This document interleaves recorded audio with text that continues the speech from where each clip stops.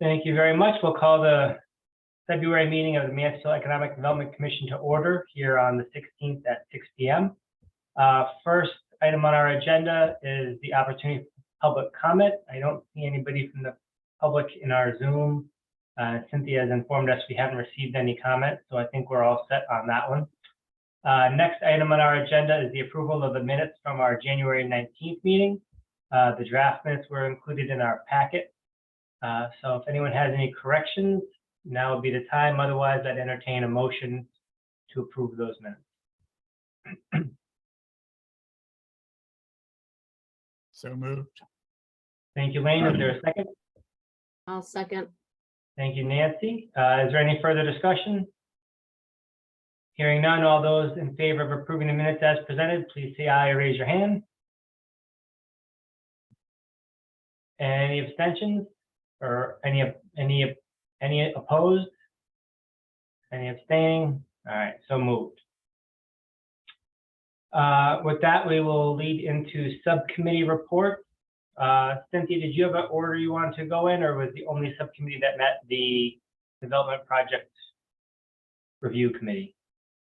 Yeah, and then I think you were gonna do some follow-up maybe with Nancy at some point on some visits. We're working on it. Yeah, so for the visits we're working on, for the project review, Lane and Lucy and I and Cynthia met to go over the two things we brought up at our last EDC meeting with respect to the DMR moratorium and the proposed changes to the regs. And we drafted a letter. I thought it was pretty comprehensive. It's attached in our packet under communication. And that was sort of the full extent of what we talked about during our subcommittee meeting. I guess if anybody has questions, we can answer those now, but the letter has already been submitted to PZC as our comments per our last meeting. So, Lane, anything you want to say about the subcommittee meeting?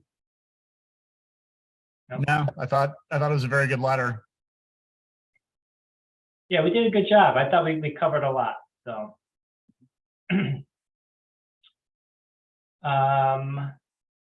all right.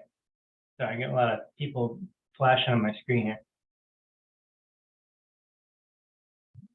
Cynthia, anything else for subcommittees, or is that pretty much the full extent of it? I think that's it. Yeah, governance didn't meet. Oh, they did? Did not. Did not. I'm sorry, Right, did okay. not. All right, so with that, we'll turn it over to staff updates and restaurant. Yeah, so restaurant week starts on Monday. We have 8 restaurants from Mansfield, so Coyote, well, Hops 44. Excuse me, Coyote Flaco, Dog Lane Cafe, Fenton River Grill, Gansett Wraps, Kathmandu Kitchen, which is new this year, Little Aladdin, and Sticks and Stones. So Kathleen in our office and Margaret in Ryan's office have been working on the PR. The Lieutenant Governor will be here at Trigo Pizza at around noon on Friday, and Tony will be there as well as Ryan, along with some other folks, obviously folks from Wyndham. So that's a great opportunity. I'm sorry, which restaurant is the Lieutenant Governor going to be at? Is it Trigo? I think Trigo Pizza, because it's their opening. They're having their grand opening. And so it was a good connection with what we're doing. That's Perfect. the restaurant that's in the old Regine space. Cynthia, I know that the participating restaurants from Wyndham have all been invited to this event. Have the participating restaurants from Mansfield been invited? Yes, Kathleen did it all in one email, I believe. Okay. Yep. Because we're sort of hoping that some of the restaurant owners will speak tomorrow. Well, we do have one that is going to, so William from Coyote Flaco is speaking. We're trying to, so Wyndham has one, we have one. So it's fair, you know how these things go, Tony, it's fairly regulated and scheduled, but we definitely want all the restaurants, as many as can be there in person. but not everybody probably will speak. No, because it's Friday. This has been an interesting day for going around and around and arranging the speaking order and so on. So things have been sort of changing, but the last I heard, they were looking for restaurant owners to chime in a little bit. But Oh, okay, that may be Kathleen's kind of in charge from okay. our side. I was really hoping that you or Kathleen would open the event, but Kathleen said she didn't feel it was appropriate.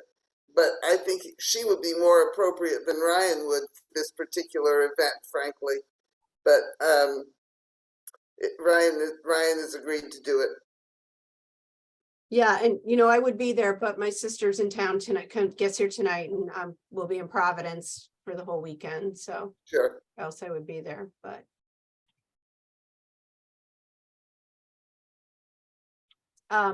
So. Cynthia, how many restaurants this year as compared to last year? So from Mansfield or total? Both if you have it. We're think- about- I think 21 is the total between the two. Yes, that's correct. And we have about the same because Kathmandu wasn't here. Didn't do it last year, but Fresh Fork did it last year and they're no longer in business. So we're at about the same. We did a lot of outreach and, you know, we're happy. We'd like to increase it, of course. So we'll see how things evolve, you know, next year. Great, wonderful, thank you.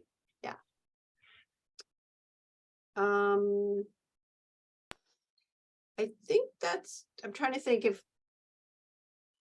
I think we had the Connecticut's Countryside Summit since our last meeting, so. We invited the stakeholders that were here in 2019 and a few others to talk about how we can continue to promote the region. We're looking at a couple of possible committees on regional agriculture promotion, regional culture and entertainment, those two areas. Oh, and also promoting outdoor recreation regionally. So we have 6 pillars of priority areas. And so out of the 6, we're going to focus on the 3.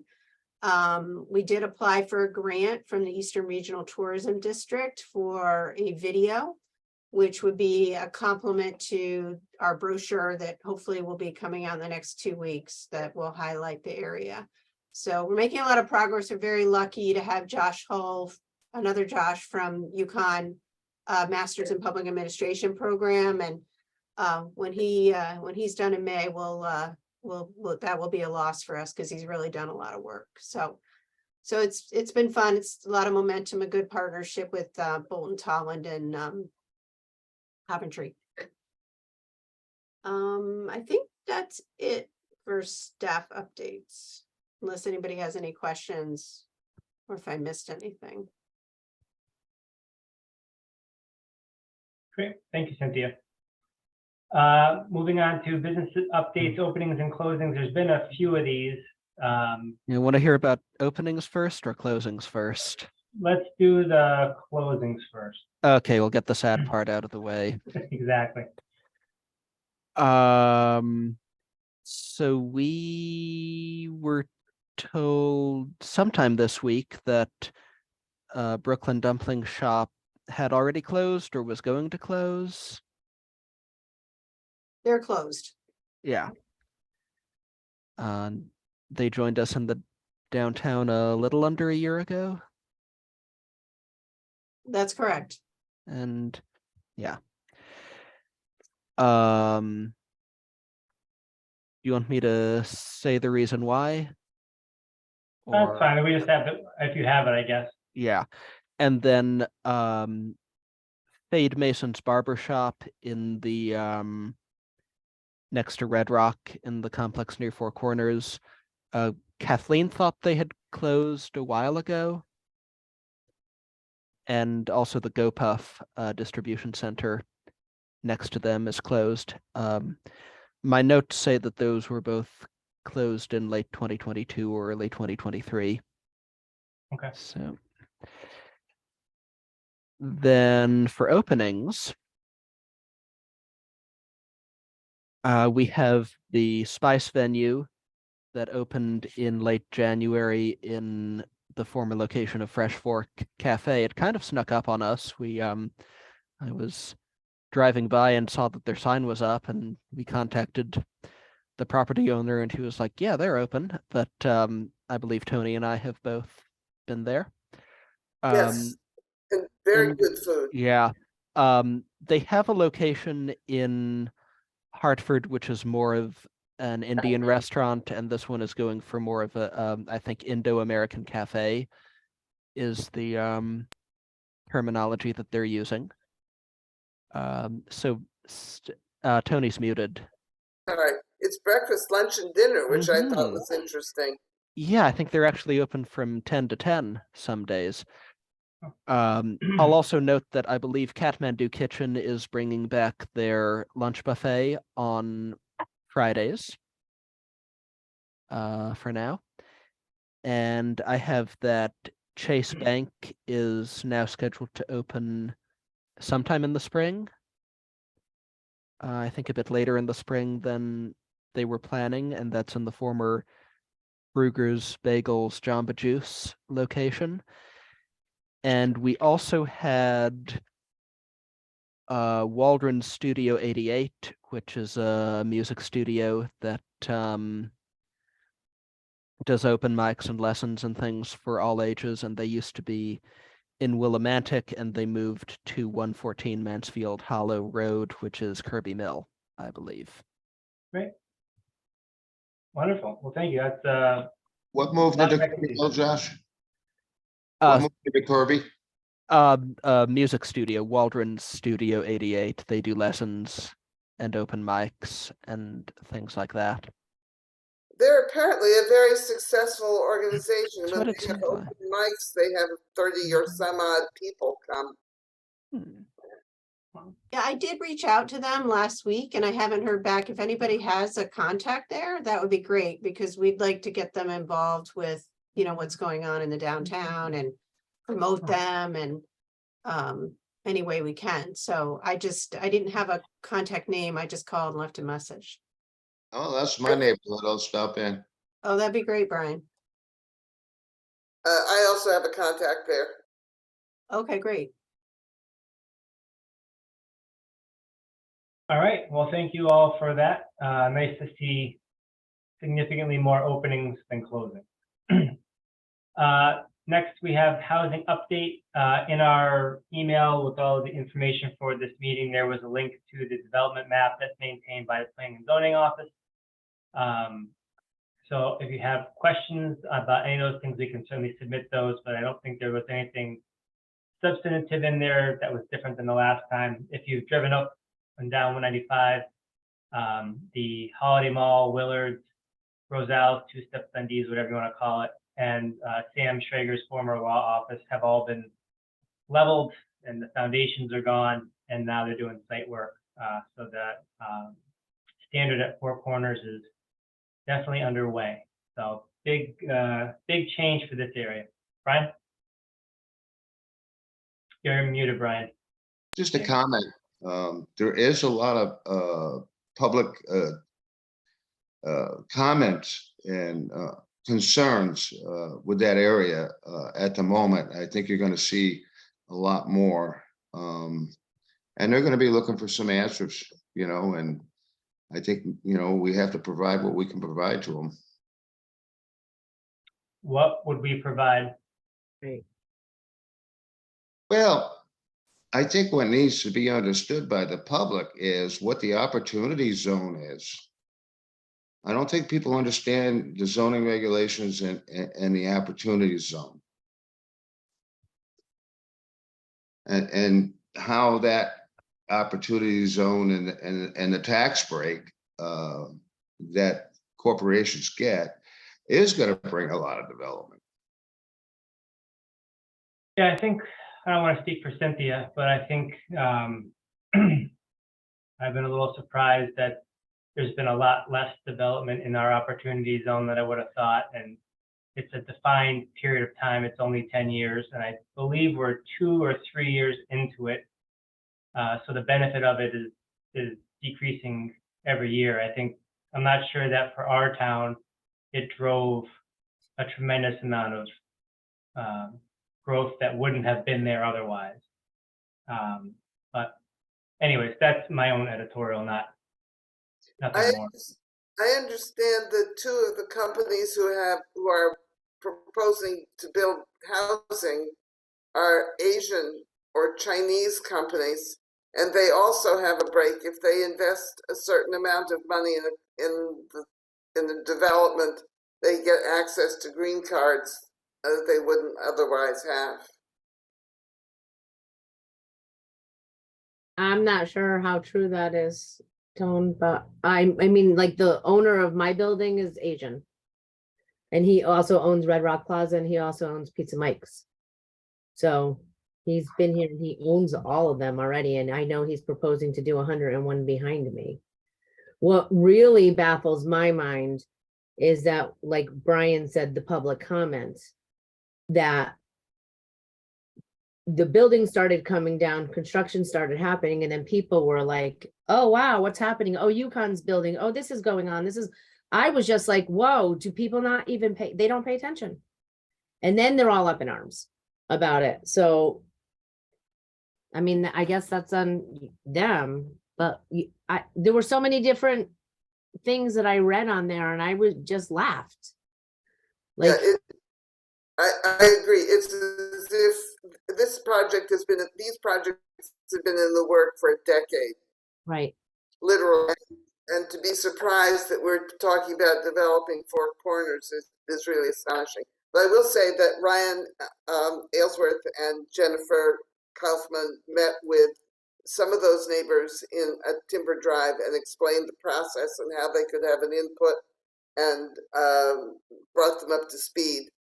And I think some of the anger's diminished, but you know, the problem really is that there are so many proposals out there that if everything got funded and built, I'm not sure how any community could sustain it.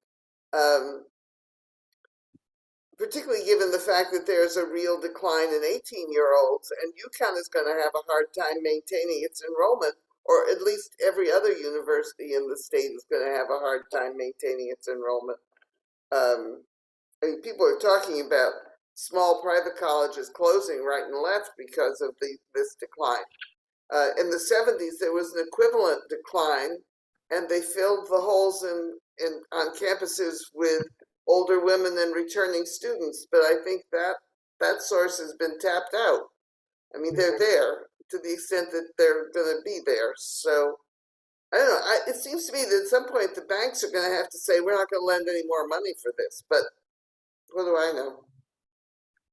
Tony, I will mention, as I'm also in a butter, and I don't know how far up Timber Drive it goes, but abutters within a certain radius are notified by certified mail of all of this stuff. So they all have a chance to know what's going on and to comment ahead of time. So anybody who said that they were taken unawares, especially if they were very close, like a direct abutter, received quite a bit of correspondence. I got a lot of letters in the mail. So Yeah, a lot of the public comment was from people who live in the Cedar Swamp area and they're not abutters. So I'd like to make the suggestion that, you know, you extend the radius of the certified letters further out. So you get to more mailboxes and people are directly aware of it. You know, I think we could make the construction companies or the builders notify more people. yeah, I We think also, that would fall under PZC for one.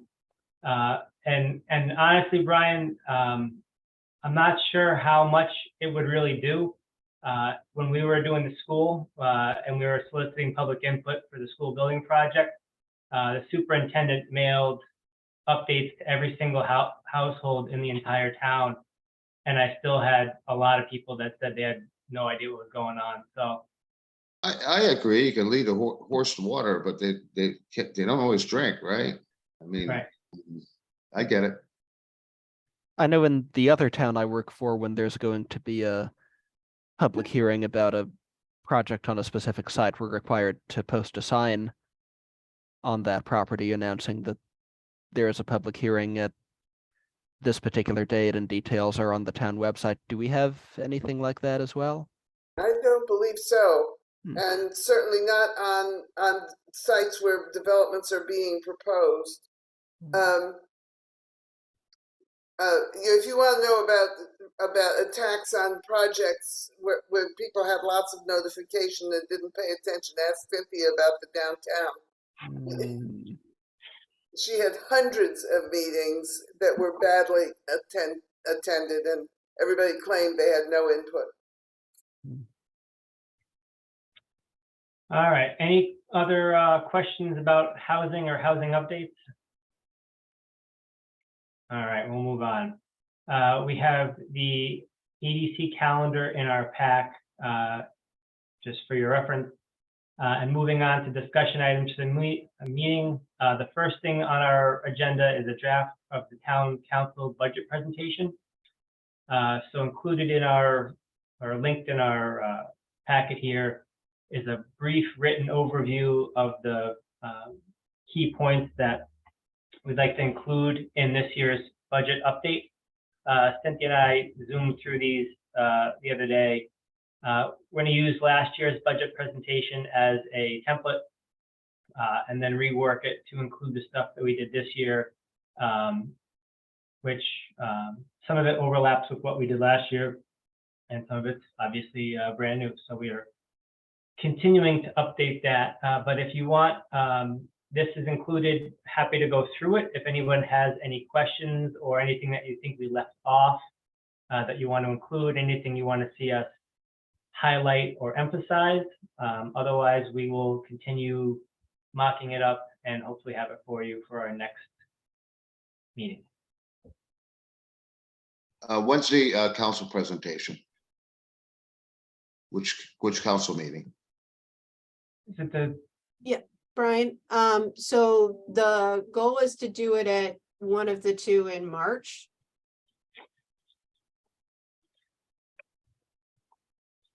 That's Yeah, consistent with what we've that's also, done. but that's also budget season.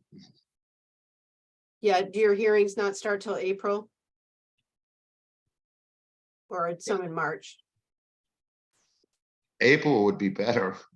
They start the end of March and go into April, so I would think that if you're making a presentation, March would be better than, or if February or March would be better than April, because you will come to us with a budget presentation at some point. correct? Yeah, so this is kind of the budget presentation. I mean, it will be, you know, noted in the capital budget, and the contribution to the partnership will all be there under the specific nights for that. But this is the idea to do this is to have the chair and the vice chair. Basically, it's an update from last year, and then it is a request for funds. So that's why we're trying to get in before it gets all into the budget discussion, so that the council knows the EDC's priorities. That was the thinking. Then late February or March makes sense. Yeah, I know it won't be the February one, Tony, because we won't be ready for that, but it'll be one of the March ones, maybe the first one.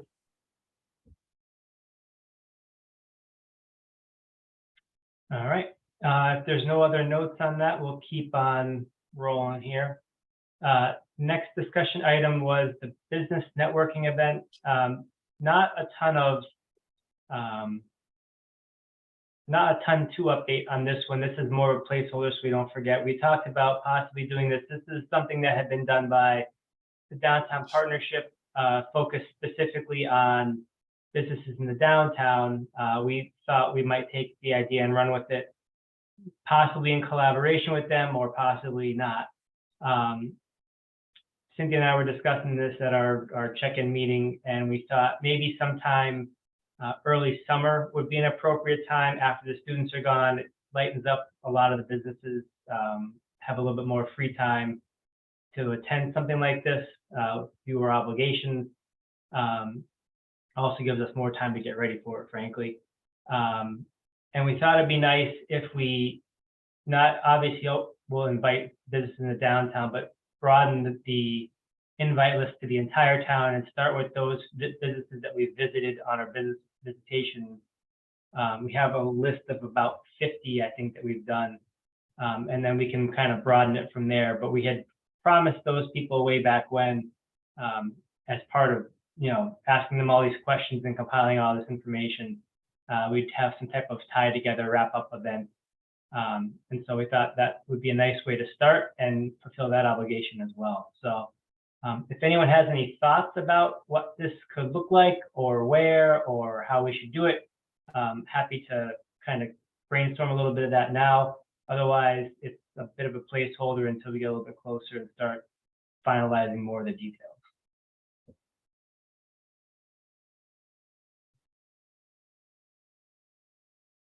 All right, nothing, so we'll keep going. Yukon Town collaboration update. I think the last meeting got canceled, right, Tony?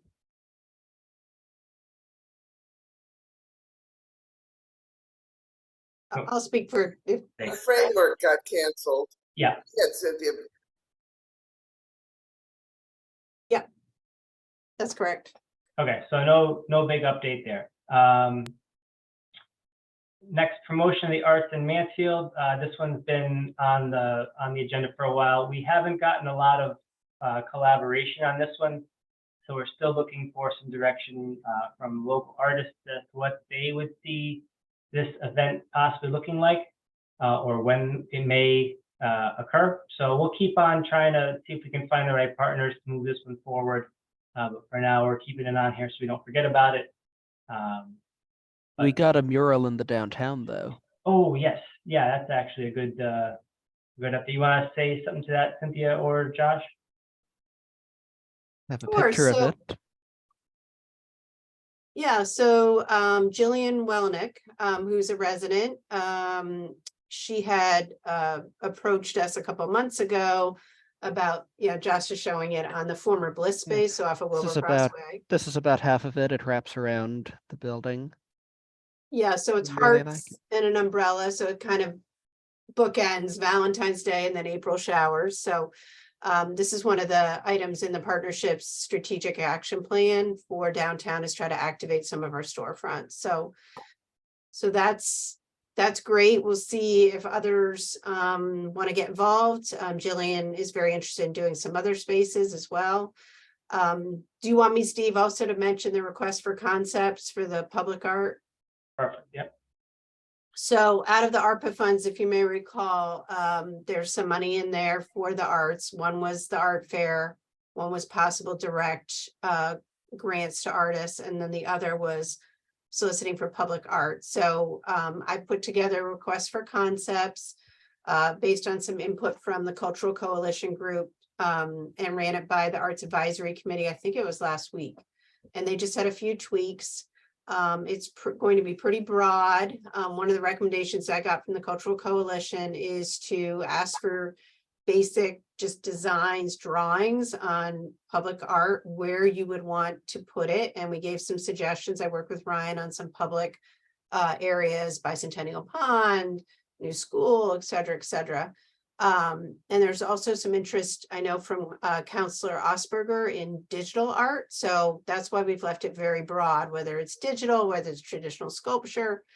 So the staff and Arts Advisory Committee would take kind of the top three and then ask for a full-blown proposal. And one of the recommendations we got again from the Cultural Coalition is to pay the artists.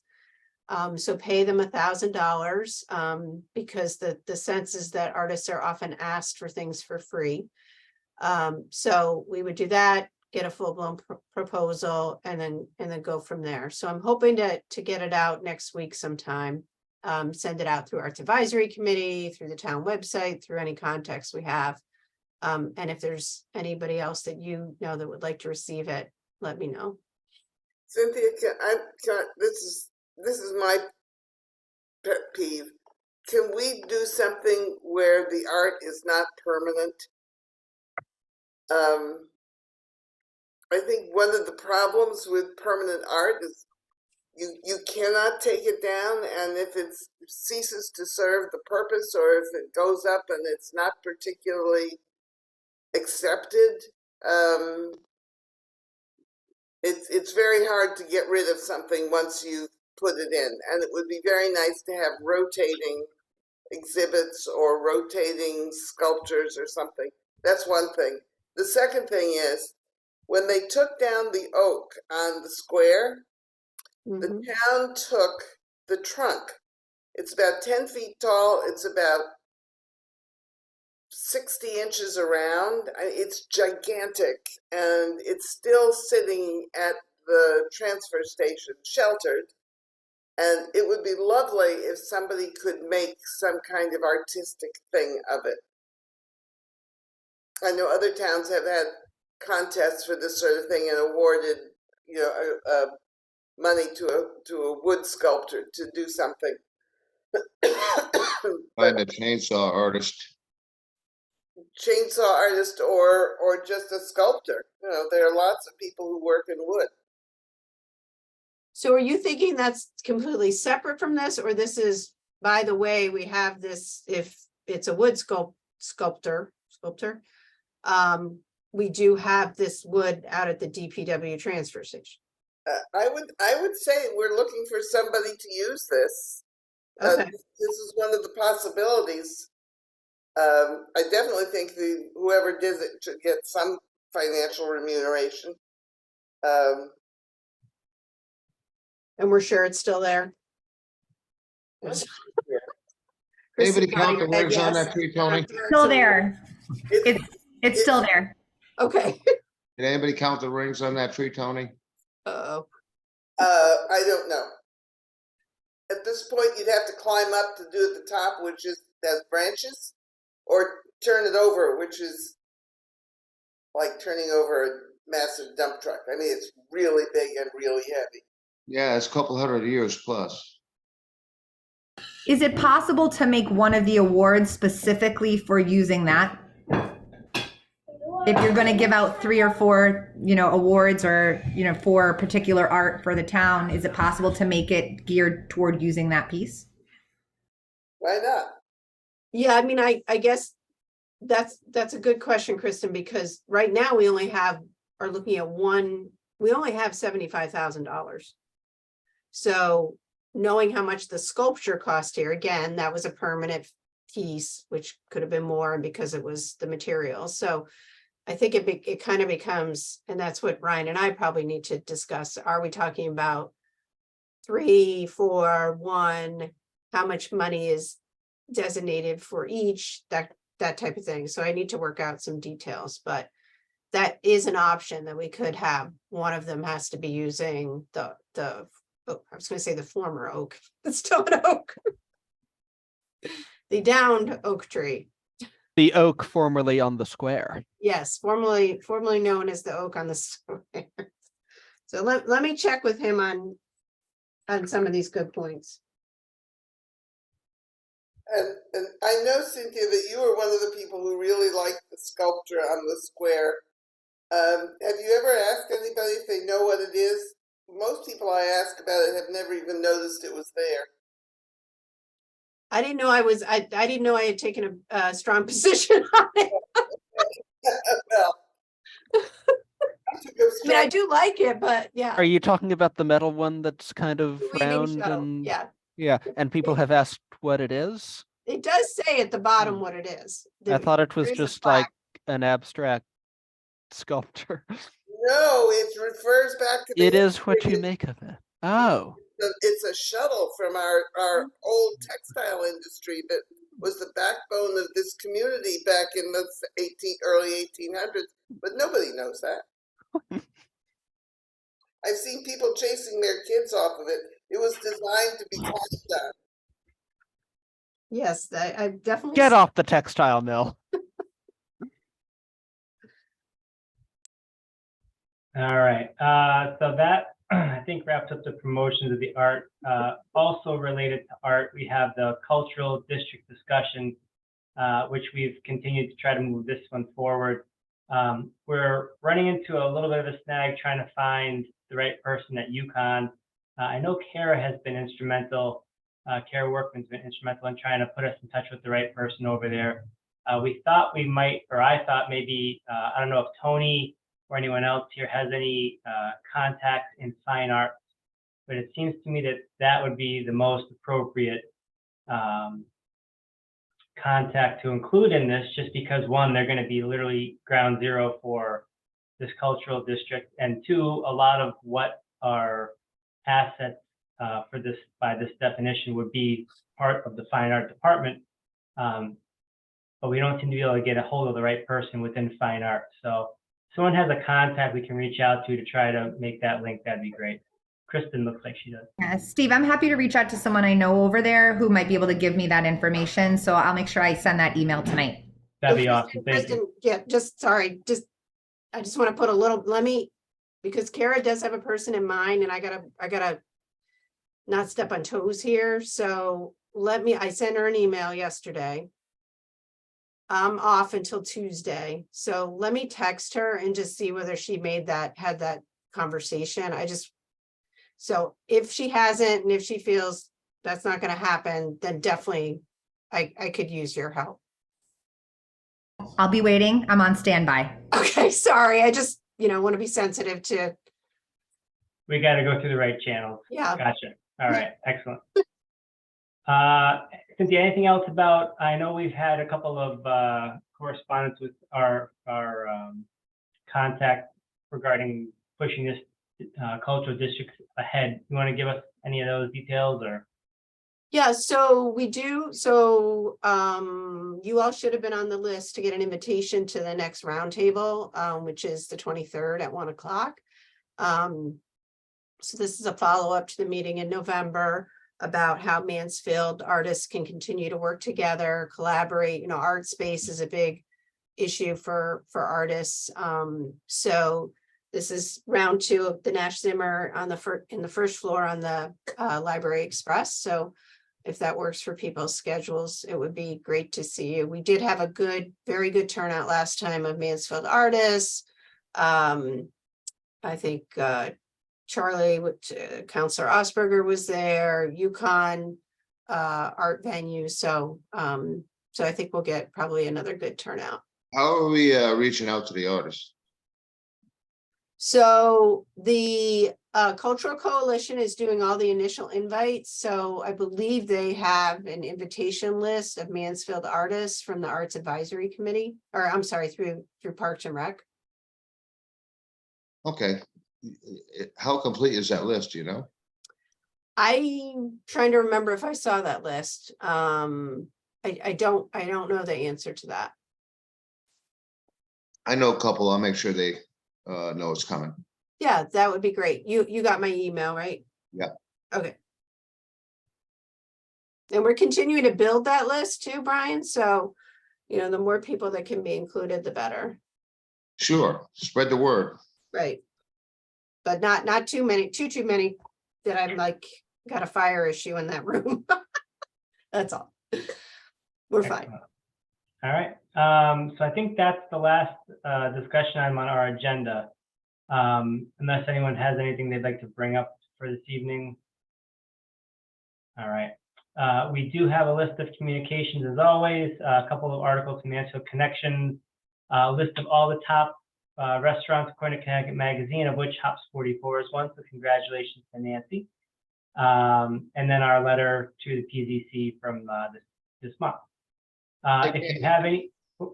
I didn't mean Nancy, to cut what's you. on the menu this year? Our chopped brisket sandwich with pickles and fried onions, pulled pork sandwich, wings, tots, cinnamon pretzel Oreos. Yeah, I'm looking forward to it. Choice of flatbread. Yeah. Yep. I'll see you next week. Okay, sounds good. Excellent. So you have our next meeting for March. If you have anything you want to add as a future meeting topic, please email Cynthia or I will get it on the agenda. Don't forget that Restaurant Week starts on Monday the 20th and support our local businesses. And I think that's all we have for this evening. At this point, I would take a motion to adjourn. Motion to adjourn? Thank you, Kristen. Is there a second? Somebody wants to second that. Thank you, Nancy. All right, all those in favor, Anytime. please say aye, raise your hand. Thank you all very much, everybody. Have a great evening. We'll see you next month. You too, thank you. Thank you.